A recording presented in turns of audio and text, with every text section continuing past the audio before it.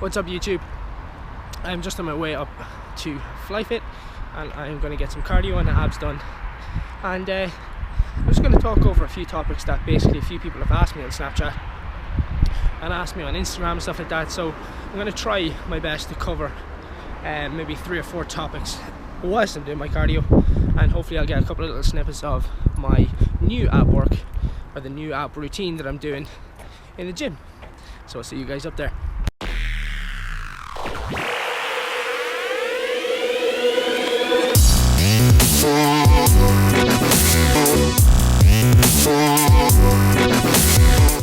As I was saying, there are a couple of topics that people have asked me to cover. One being my diet and how it's worked for me, or what I've been doing. So as I told you in the previous video, sort of cardio chat, was that I'm pretty much doing a linear diet, which means I haven't changed a thing since October. Now, I stayed on the same calories, I stayed on the same macros, and pretty much the exact same thing. So I'll tell you what my macros and my calories are, but you gotta understand, these numbers and this calorie allowance will not work for you. It makes no fucking odds, because I designed them around my needs, I designed them around my requirements, my goals, my training, my, I suppose, cardio, my activity levels. Everything is designed around me. But since people are curious and people want to know, I'm eating 2,900 calories. My protein is at 280. Carbs and fats, I don't worry about them. So I don't stress about a certain number of carbs or fats in my diet. I think that's probably the biggest thing that stood to me in the last while. I don't stress, I don't worry, and to be honest, it's the biggest weight off my shoulders, not having to worry about having 50 grams of carbs with each meal, or you can't go over this amount of carbohydrate or fat in a day. Just messes with you here. So what I decided in October was to focus on a small calorie deficit and to focus on a protein goal, and I've lost close to 20 kilos. That's a lot of fucking weight. Now, in saying that, I have used a few little tricks and things to kind of get me to where I am without sacrificing my entire life. For instance, if I was going to the cinema that night and I knew it, or I knew I was going, I would add those calories into my MyFitnessPal at the start of the day. So, like, let's say if I knew I was going to share a large popcorn and a bag of sweets with Leanne, I'd enter that into my MyFitnessPal in the morning, and I would make sure that that's factored into my day. So I would obviously have a reduced carb allowance or fat allowance for the rest of the day, but it still meant that I was able to go to the cinema and enjoy it without stressing or worrying about it. Or if I was going out for a meal, I know, for instance, like, a lot of restaurants have a lot of high fat and high carb foods, so that's what I would do.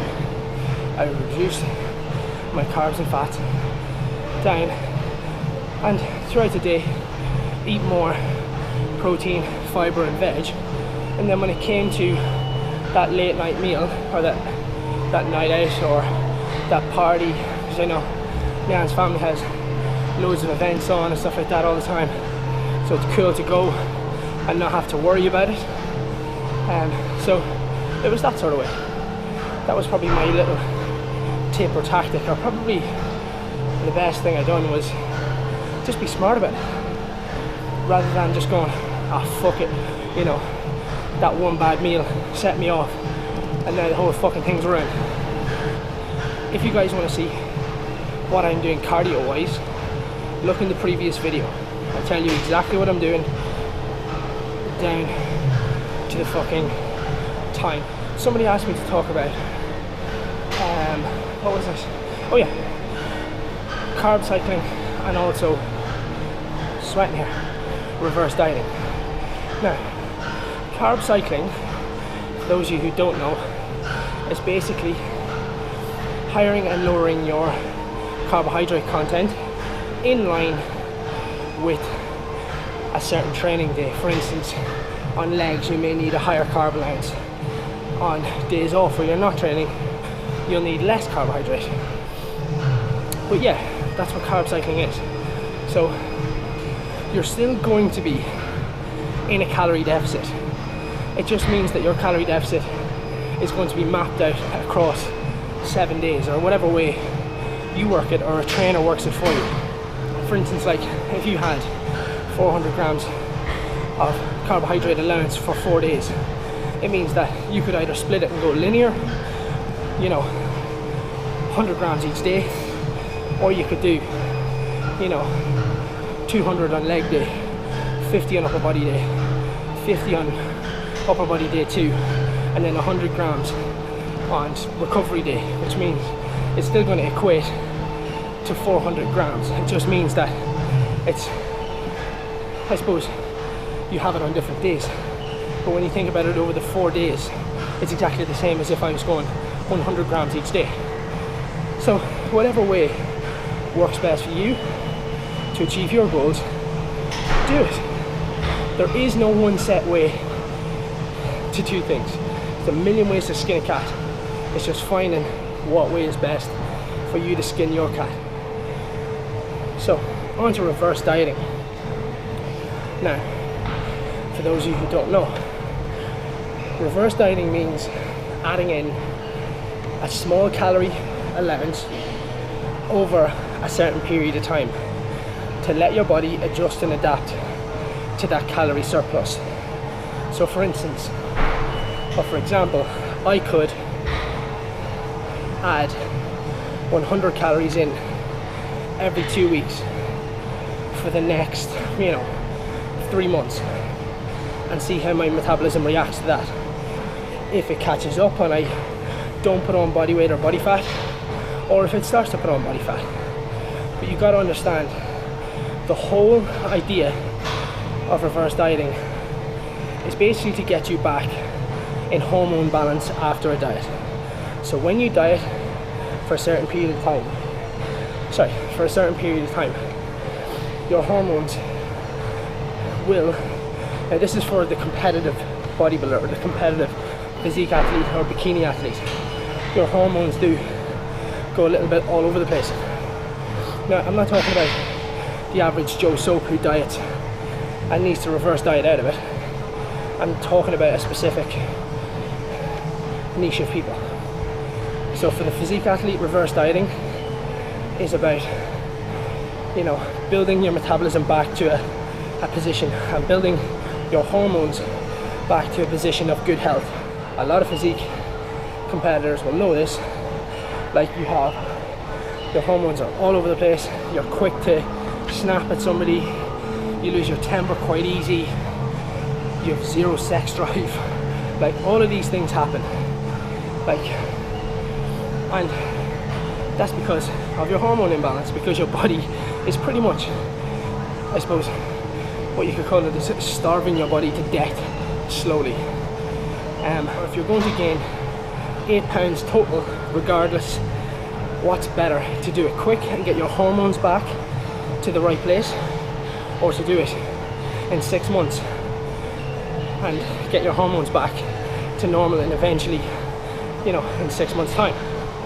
And the argument was, the quicker you can get back to homeostasis, which is balance in the body, the quicker your hormones will steady out.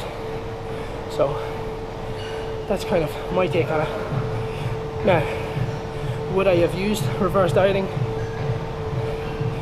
I would have loved to try it in my previous preps, but to be honest, I wasn't in the right headspace for it, so I probably don't think I could have done it. Where my head was at after my last competition, I just wanted it to be over. I didn't care about it anymore.